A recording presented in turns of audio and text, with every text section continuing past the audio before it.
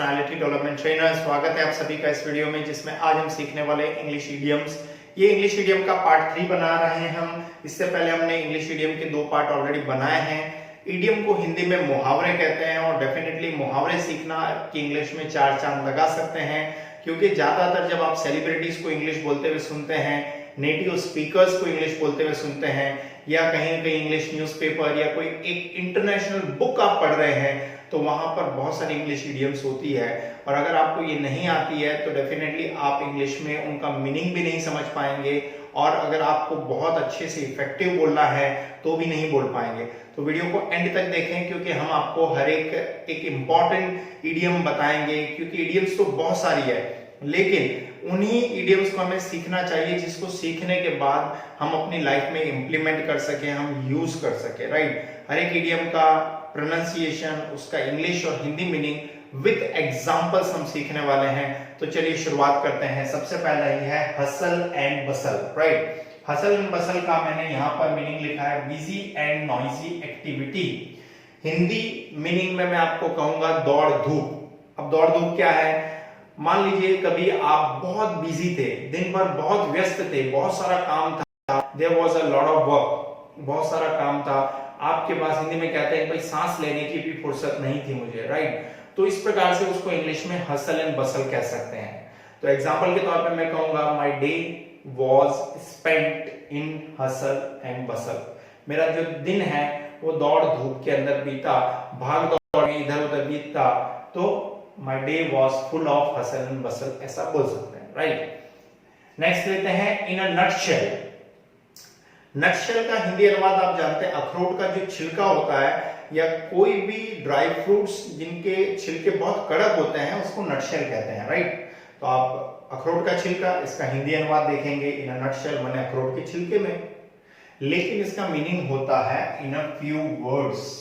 हिंदी में मैंने लिखा है संक्षिप्त में, मीन्स बहुत लंबी डिटेल्स आप नहीं दे रहे, शॉर्ट में और इफेक्टिव वे में आपने बोल दिया इन a nutshell.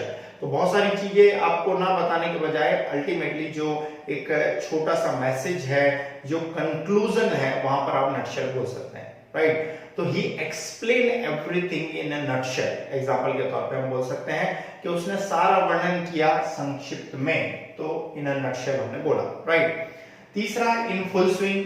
This is also very common English idiom, जो आप ज्यादातर इंग्लिश न्यूज़पेपर में पढ़ने को मिलता ही है। इसका मतलब होता है इन ग्रेट प्रोग्रेस या इन फुल एफर्ट्स भी कह सकते हैं, राइट। मैंने यहाँ पे लिखा है चरम स्तर पे। देखिए हिंदी जनरली मैं बोर्ड पर नहीं लिखता हूँ, उसका रीजन ये है क्योंकि आपको एग्जैक्टली उसका मीनिंग नहीं चेक करना है, लेकिन उसका यूजेस आप करेक्टली कर पाए वो आपको खासतौर पे ध्यान रखना है।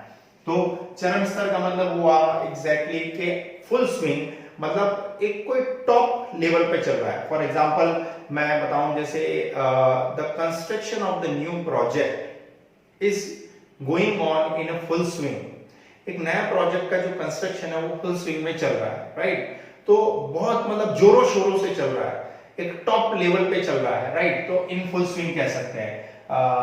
बिजनेसेस के लिए भी बोल सकते हैं his business in full swing, right. जैसे विंटर का सीजन जब आता है तो डेफिनेटली आप वुलन वेयर्स आप खरीद रहे हैं, स्वेटर जैकेट, तो वो समय होता है जब ये विंटर और वुलन वेयर्स जो है ये बहुत ज्यादा बिकते हैं। तो their business is in full swing, मतलब उनका बिजनेस चरम स्तर पे है, राइट। तो इस प्रकार से फुल स्विंग का यूज कर सकते हैं।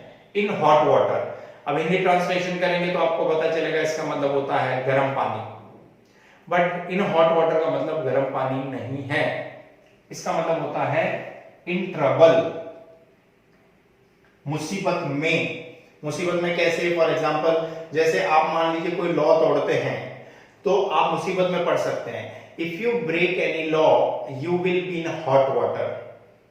हिंदी मीनिंग कोई निकालेगा जिसको इतना अच्छे से इंग्लिश नहीं आती है तो वो कहेगा कि आप गर्म पानी में चले जाओगे, but in hot water it does not mean गर्म पानी में, इट मीन्स आप मुसीबत में आ जाओगे, आप दिक्कत में आ जाओगे, प्रॉब्लम में आ जाओगे इन हॉट वाटर, राइट।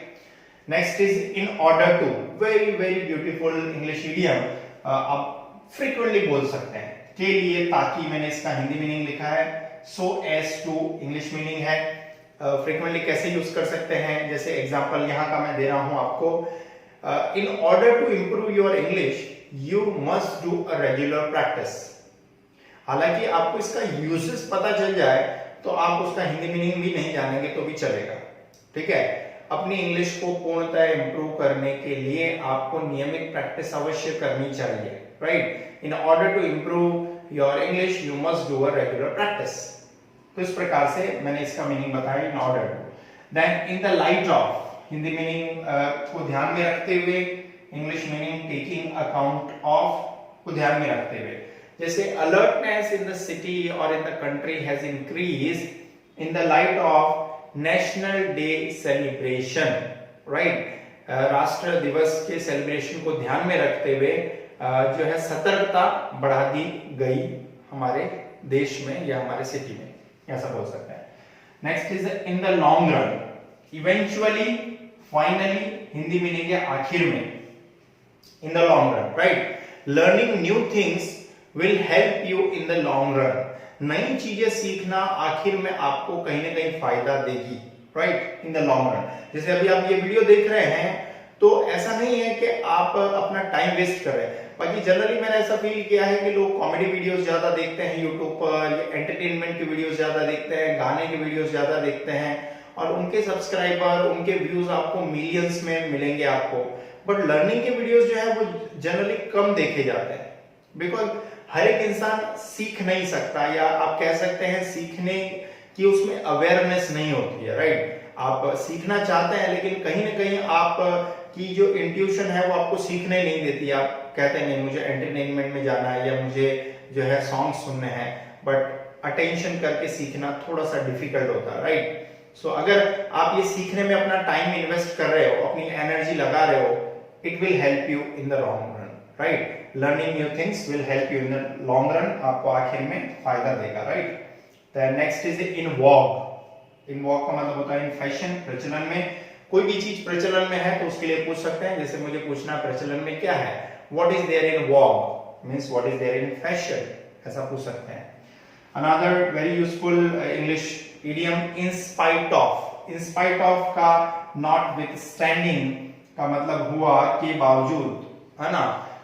जैसे he went to job, he went to office in spite of his bad health, वो अपनी बुरी सेहत के बावजूद भी ऑफिस गया, राइट, के बावजूद। ऐसा होने पर भी हिंदी में भी कह सकते हैं, जैसे बाहर बारिश हो रही थी उसके बावजूद भी जो है लोग बाहर गए, है ना।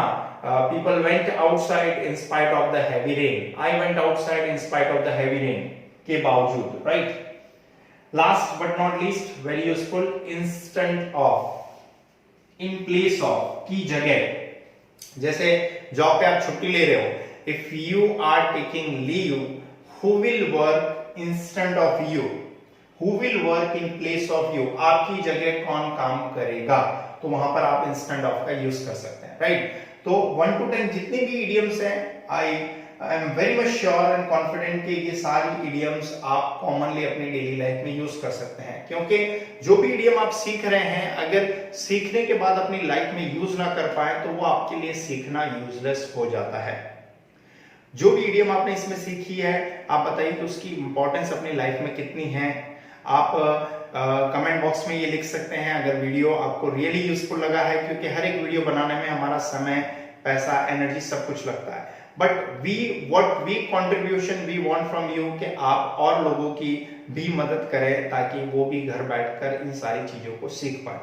चैनल पर नए हैं तो सब्सक्राइब कीजिए और अगर वीडियो अच्छा लगा है तो डेफिनेटली आप शेयर करना ना भूलें। Ultimately thanks for watching.